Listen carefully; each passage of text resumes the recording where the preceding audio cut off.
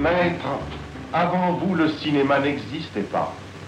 Lorsque l'idée vous vint de l'image animée, vous vous occupiez, je crois, de photographie.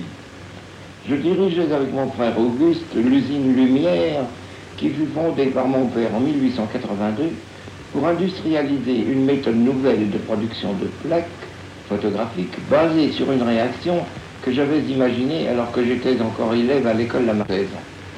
Et votre appareil de prise de vue, vous l'avez fabriqué vous-même?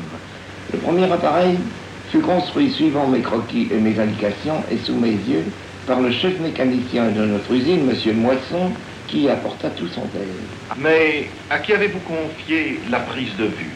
À personne au début. Tourné, développé et tiré moi-même tous les films qui formèrent les premiers programmes du Grand Café. Ouvriers, ouvrières sortant de l'usine, le repas de bébé, la pêche aux poissons rouges, baignade en mer, barque sortant du port, l'arrivée du train, l'arroseur, etc. La première projection en public a eu lieu à quelle date? Ce fut le 25 mars 1895 que je projetai en public le premier film.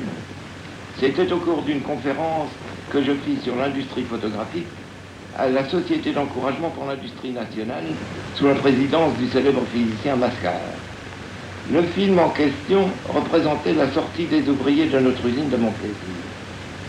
Puis, les vues citées plus haut et que j'avais tournées entre-temps furent projetées à Lyon les 10 et 12 juin de la même année lors du congrès des sociétés photographiques de France. Elles remportèrent un succès considérable. Enfin, le 28 décembre 1895, nous ouvrions une salle de projection publique dans le sous-sol du Grand Café, et ce n'est qu'à partir de cette date que quelqu'un put dire « je suis allé au... »